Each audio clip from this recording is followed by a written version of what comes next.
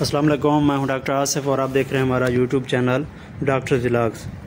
हम आज की इस वीडियो में डेयरी फार्मर के लिए इंफॉर्मेटिव मालूमात लेकर आए हैं कि आज हम आपको डेयरी फार्म के ऐसे 6 फैक्टर या जिन्हें हम मसाइल कह सकते हैं के बारे में बताएंगे कि ये हर छोटे बड़े फार्मर को फेस करने पड़ते हैं फार्म लेवल पे या घर पे।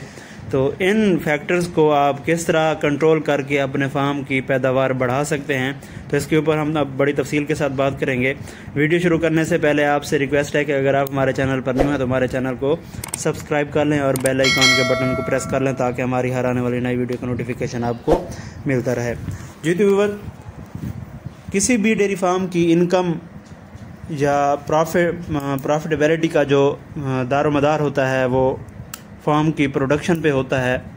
डेयरी फार्म की जो प्रोडक्शन होती है वो मिल्क प्रोडक्शन पे ही होता है।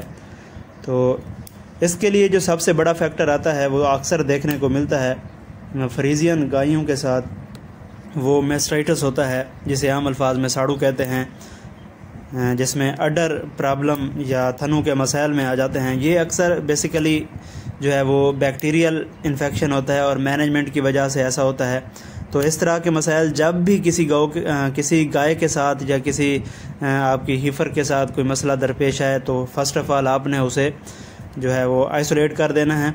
उसका मिल्क जो है वो सेपरेट रखना है, दूसरे जो फ्रेश मिल्क होता है उसमें शामिल नहीं करना। उसका जो सर्फ फील्ड मैस्टाइटिस टेस्ट होता है उसको परफॉर्म करना है और इसके लिए किसी टोने टवानों पर नहीं जाना। और क्योंकि ये बैक्टीरियल इन्फेक्शन होता है तो इसके लिए हैवी और अच्छी एंटीबायोटिक का इस्तेमाल करना है और इसको इस्तेमाल करके आप अपने जानवरों को जो है वो मैस्टाइटिस से बचा सकते हैं।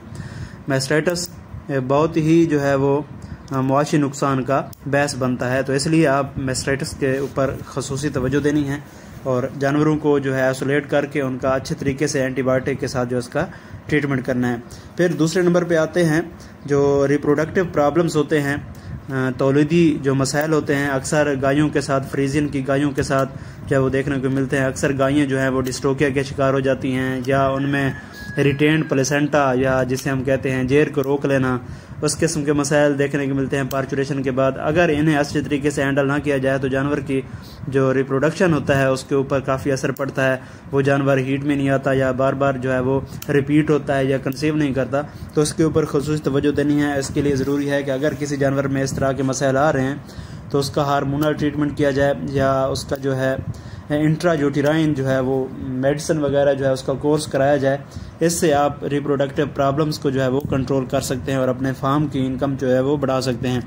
तीसरे नंबर पर जो मसला देखने को मिलता है वो लेमनेस का होता है। जो फ्रीजियन की गायें होती हैं वो बहुत ही सेंसिटिव होती हैं, उनमें अक्सर ये मसाइल देखने के मिलते हैं कि उनके खुरों के अंदर जो है वो किसी किस्म का कोई इन्फेक्शन हो जाता है। ये इन्फेक्शन फंगल भी हो सकता है या किसी ट्रॉमा या चोट की वजह से भी ऐसा हो सकता है। तो इसके लिए ज़रूरी है कि अपने फार्म की सही तरीके से जो है वो सफाई सुथराई रखनी है और गाय बगाए जो उसको वाश करना है। जानवरों के जो सुंब होते हैं, जो उसके जो खुर होते हैं, उनको अच्छे तरीके से साफ़ करना है और फिर लाइम का जो चूना होता है उसका छिड़काव करना है फार्म पे। गाय बगाए डे बाय डे आपने अपने फार्म की जो है वो मैनेजमेंट को बेहतर करके सफाई सुथराई का ख्याल रख कर इस फैक्टर को जो है आप कंट्रोल कर सकते हैं।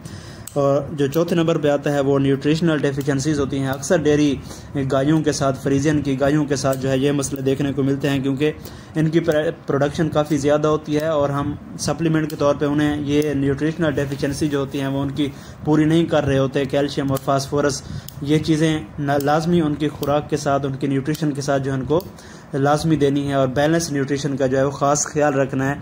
ये भी अच्छे फार्म की बेहतर पैदावार के लिए बहुत ही ज़रूरी फैक्टर जो है वो समझा जाता है। 5वें नंबर पर आता है हीट स्ट्रेस। जो फ्रीजियन गायें होती हैं बहुत ही सेंसिटिव होती हैं, हीट सेंसिटिव होती हैं, ये ज़्यादा हीट को टॉलरेट नहीं कर सकती। तो इसके लिए ज़रूरी है कि अपना फार्म ऐसी जगह पे लोकेट करें, बनाएं जहाँ पे जगह सायादार हो, हमवार हो, वहाँ पे शेड का अच्छा खासा निज़ाम मौजूद हो, वहाँ पे जो वेंटिलेशन हो, पंखों का, हवा का निज़ाम हो और वहाँ पे शावरिंग का सिस्टम जो है वो अच्छे तरीके से इंस्टॉल किया गया हो। तो इस तरह से आप अपनी गायों को हीट स्ट्रेस से जो है वो बचा सकते हैं। अगर हीट स्ट्रेस आ गया है तो आपके फार्म की 60 से 70% पैदावार जो है वो कम हो जाती है। फिर छठे नंबर पे आते हैं पैरासाइट्स, जिनमें जुएँ, लीकें और चीचड़ वगैरह होते हैं। इनको अच्छे तरीके से कंट्रोल करना है। इनके लिए जो है वो एवरमेक्टिन के इंजेक्शन लगाने हैं। किसी जो अच्छी सी जो स्प्रे होती है जिसे हम कहते हैं सैपरमेथ्रिन वगैरह, वो अपने फार्म पे रेगुलरली जो है वो करनी है। ये इस तरह से आप अपने फार्म पे जो जानवर होते हैं उनके पैरासाइट्स कंट्रोल करके अपने फार्म की पैदावार जो है वो बढ़ा सकते हैं। हम उम्मीद करते हैं हमारी ये वीडियो आपको अच्छी लगी होगी। इसके बारे में अगर किसी किस्म की कोई मालूमात, कोई क्वेश्चन है तो आप हमें कमेंट्स में पूछ सकते हैं।